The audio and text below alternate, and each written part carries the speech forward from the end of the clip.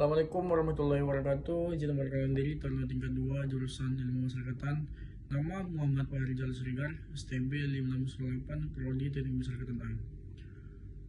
Pada kesempatan kali ini saya akan menjelaskan apa itu penologi. Penologi merupakan ilmu yang mempelajari segala sesuatu tentang hukuman, mulai dari tujuan pemberian pidana, cara pelaksanaannya, hingga dampaknya terhadap pelaku, korban, dan masyarakat. Selanjutnya, fokus kajian penologi.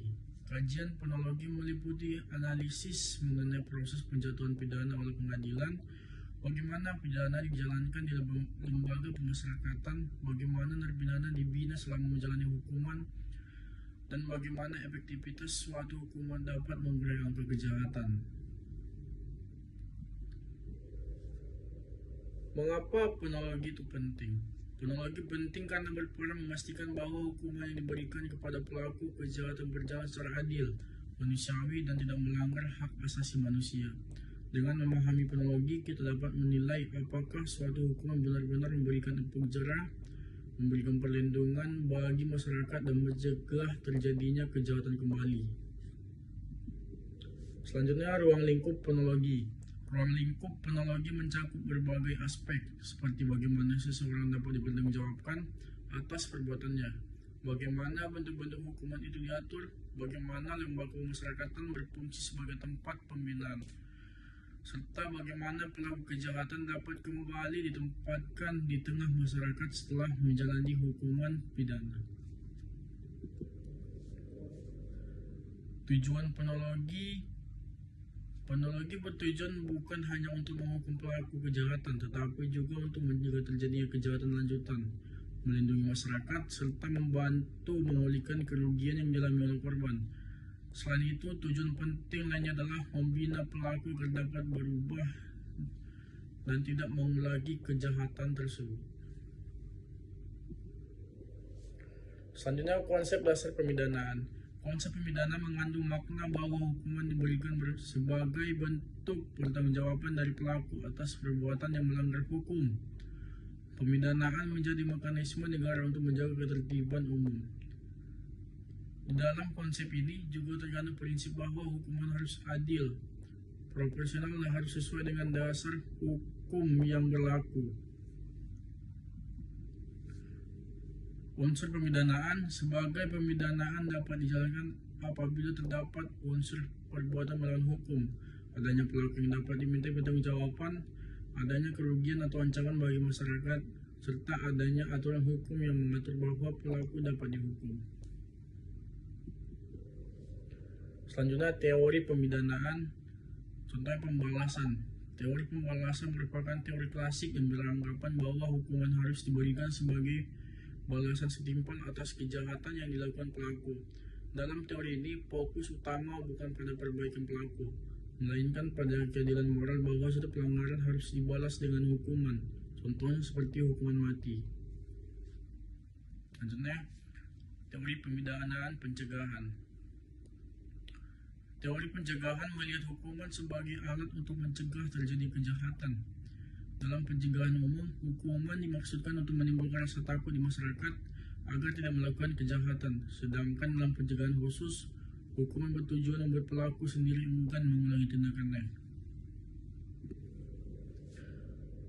Berikutnya, teori rehabilitasi.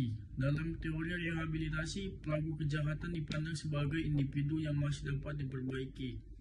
Karena itu, fokus utama teorinya adalah perubahan perilaku melalui pendidikan, pembinaan, bimbingan mental, dan terapi. Tujuannya agar pelaku dapat kembali ke masyarakat sebagai pribadi yang lebih baik. Selanjutnya, teori restoratif.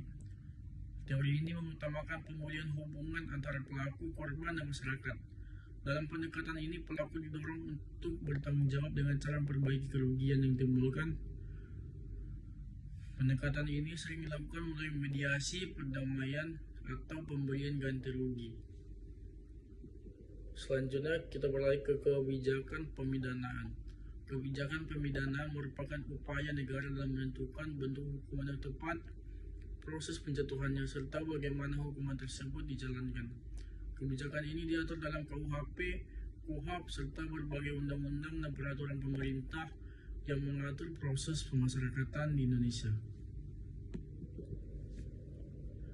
Lembaga yang terlibat serta pemindahan tidak dapat berjalan tanpa lembaga-lembaga yang saling berhubungan. Kepolisian bertugas melakukan penyelidikan dan penyidikan. Kejaksaan melakukan penuntutan, pengadilan memutus perkara, lembaga pemasyarakatan melakukan pembinaan terhadap narapidana dan balai pemasyarakatan mendampingi pelaku setelah bebas. Sistem pemasyarakatan Indonesia menerapkan pendekatan yang lebih manusiawi dibanding sistem kepenjaraan lama. Fokus utamanya adalah reintegrasi sosial, yaitu bagaimana seorang narapidana dapat kembali diterima masyarakat. Regulasi pemidanaan. Regulasi yang mengatur pemidanaan meliputi KUHP yang memuat aturan pidana material, KUHP yang mengatur proses peradilan pidana, serta Undang-Undang Pemasyarakatan yang mengatur pembinaan narapidana. Budaya hukum berperan besar dalam keberhasilan pemidanaan. Tingkat kesadaran hukum masyarakat, persepsi terhadap keadilan, dan kepercayaan kepada aparat hukum mempengaruhi bagaimana suatu hukuman diterima dan dipatuhi masyarakat. Jenis-jenis pidana. Dalam hukum Indonesia, pidana terdiri dari pidana pokok dan pidana tambahan. Pidana pokok meliputi pidana mati, pidana penjara, pidana kurungan, denda, dan pidana pengawasan. Sementara pidana tambahan mencakup pencabutan hak tertentu, perampasan barang, hingga pengampunan putusan hakim. Kesimpulannya, penologi merupakan bidang ilmu yang memberikan pemahaman menyeluruh tentang bagaimana suatu hukum dijatuhkan, dilaksanakan, serta dievaluasi dalam konteks hukum pidana. Selain itu, penologi menunjukkan bahwa teori-teori pemidana seperti pembalasan, pencegahan, rehabilitasi, dan restorasi justice memiliki fungsi masing-masing dalam bentuk sistem pidana yang ideal. Dalam konteks Indonesia, sistem pemasyarakatan menjadi wujud nyata bagaimana negara berupaya menyeimbangkan serta penghukuman dan pembinaan. Mungkin cukup sekian hasil presentasi saya. Saya ucapkan terima kasih. Assalamualaikum warahmatullahi wabarakatuh.